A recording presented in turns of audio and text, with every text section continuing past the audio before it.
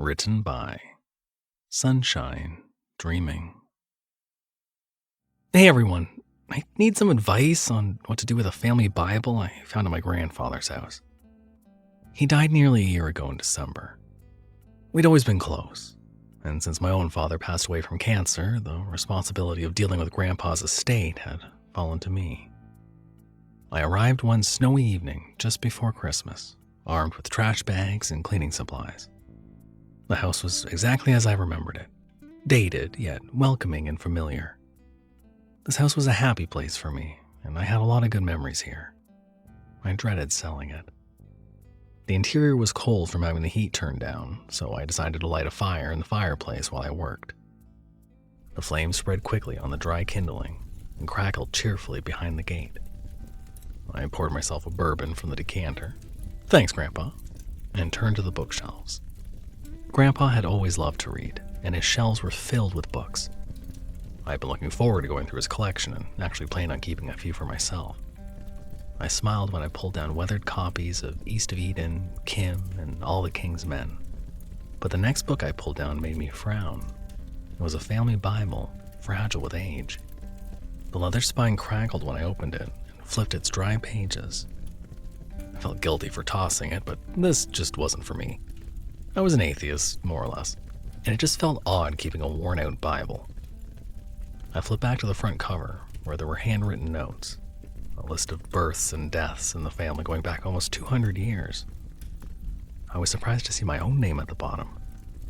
Taylor Smith, born 1991, died 2036.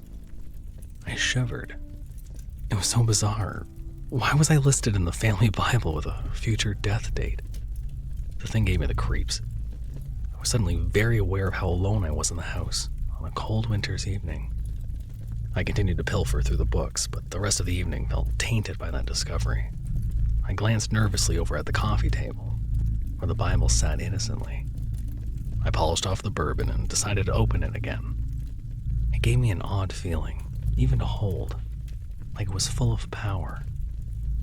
And there it was, my name with a death date of 2036. I hadn't imagined it. I felt wrong. I thought about putting it in the trash bag with the other unwanted books. Then I looked up at the fireplace. I know I shouldn't have, but I did. I put it in the fire. I watched it burn slowly, the pages curling with flame. After that, I felt much better. I even laughed at how silly I'd been to let a book spook me. I went to bed with a clear conscience. The next day, I moved into the bedroom. I begged clothes and shoes, half of them for Goodwill and the rest for the dumpster. It was only when I turned to his nightstand that I saw it again. There was the family Bible, sitting on a stack of books. I thought I was crazy. Surely I hadn't had too much to drink last night and dreamt the whole thing up. I was curious. I had to open it. And sure enough, there it was. Taylor Smith, born 1991, died 2033. I felt my chest tighten with fear. Hadn't it just said 2036 last night? In my dream? This was a natural. I flung it into a trash bag, tied it up, and hauled it outside to the growing pile of garbage near the curb. It's got to be a joke. A cruel, horrible joke, I thought to myself. But who would do that? Grandpa loved me. He would never do something like this. I continued cleaning and purging, but the rest of the day I felt uneasy. The other stuff in the house was so mundane, ordinary. I saw nothing atypical at all. On the third day, I went to the attic. There was a lot of crap up there, dusty furniture and piles of old junk. Most of it was trash, and I dutifully hauled bag after bag to the curb.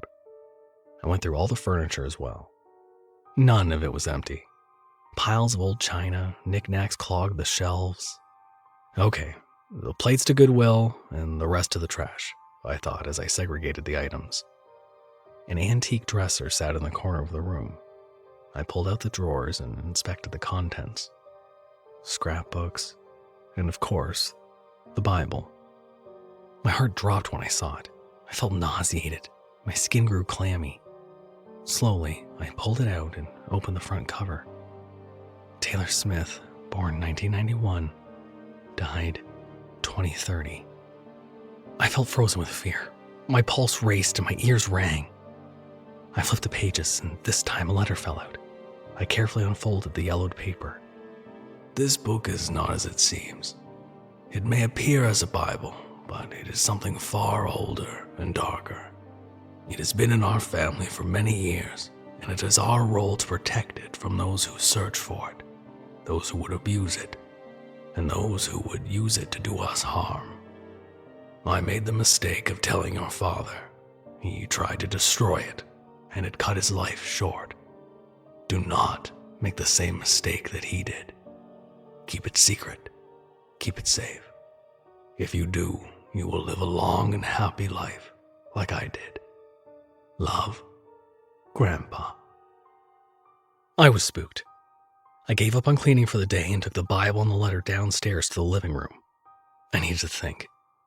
I lit another fire and poured a drink. After a few minutes, I felt brave enough to read the letter again. I sat for a long time in his armchair, staring at the flames in deep thought. I messed up. I tried to destroy the book 3 times already. Now it had reduced my life expectancy even further. Now I understood there was some reason for my dad's life being cut short. When he'd been diagnosed with cancer 4 years ago, it had come as a complete shock. He'd always been healthy. I didn't know how I felt about this piece of information. Whatever this was, it had scared him, and he tried to destroy it. He tried to prevent it from getting to me.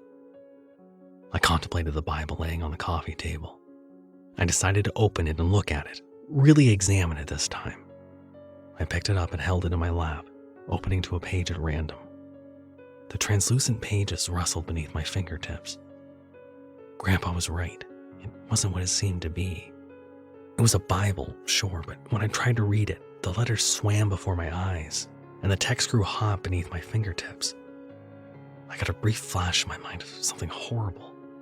Nails driven behind fingernails, flesh bubbling over fire, a pierced eye leaking of bloody milk, rope twisting around a slim neck, before I snapped back to the reality of the armchair and the fire. It took a minute for my heartbeat to slow and my breathing to return to normal.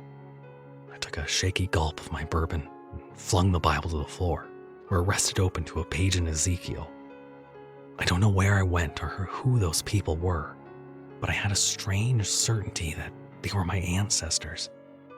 Maybe the ones who hadn't cared properly for the book. I can't explain it. I knew it was a bad idea as soon as the thought entered my head. Still, I couldn't stop myself from jumping up and reaching for it again. If I was right, I'd be able to talk to him one final time.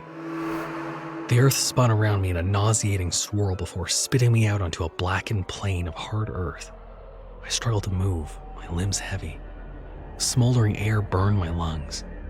I lifted my head from the dry soil to see destruction all around me. Piles of corpses, mutilated and burnt.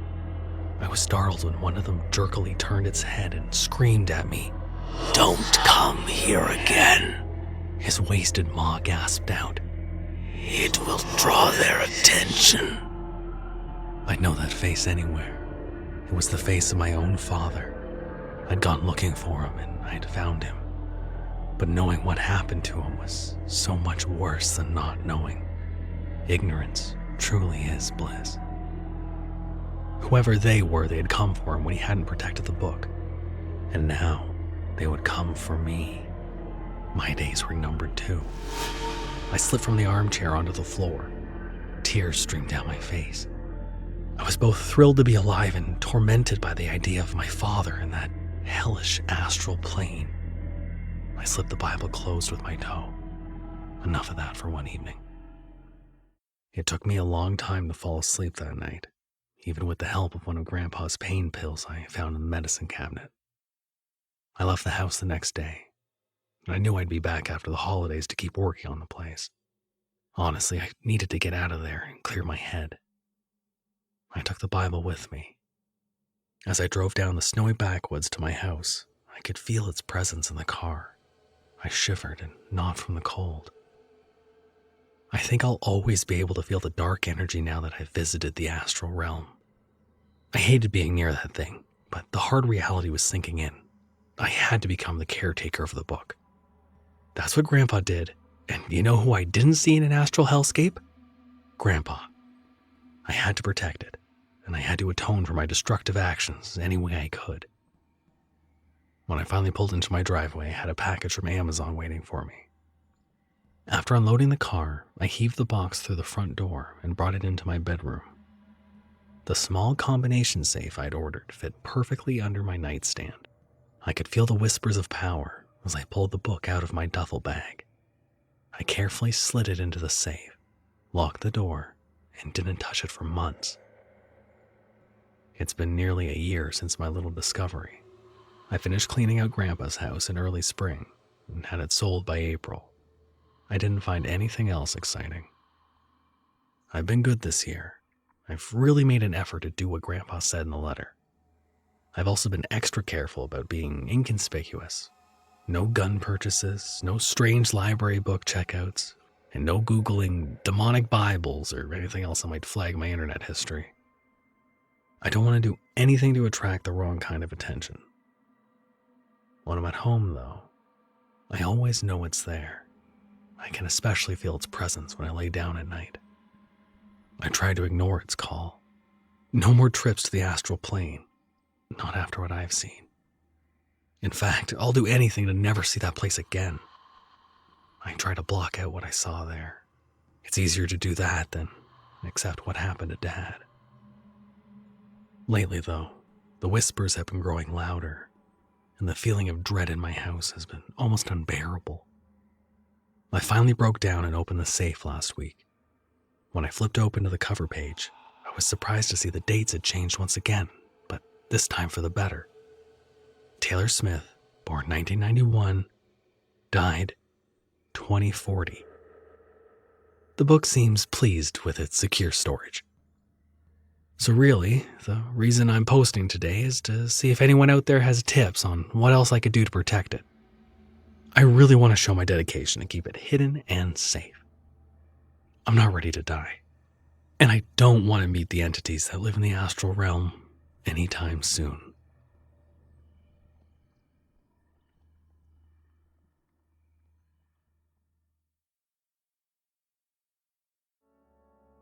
Thank you for listening.